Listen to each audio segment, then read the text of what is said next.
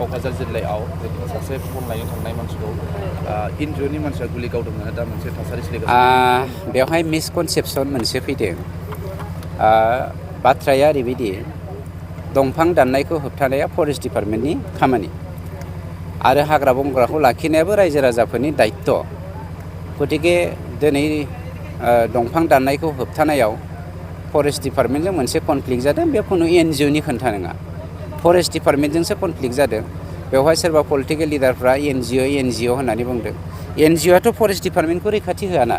forest डिपार्टमेन्टआसो फरेस्टखौ रैखाथि होयो गतिके सोर लिडारनि खुगानिफ्राय एनजिअ ओंखारदों आं मिथिया एनजिअ होननानै सोरबा प्रमान होनो हायोब्ला आं चेलेन्ज खालामो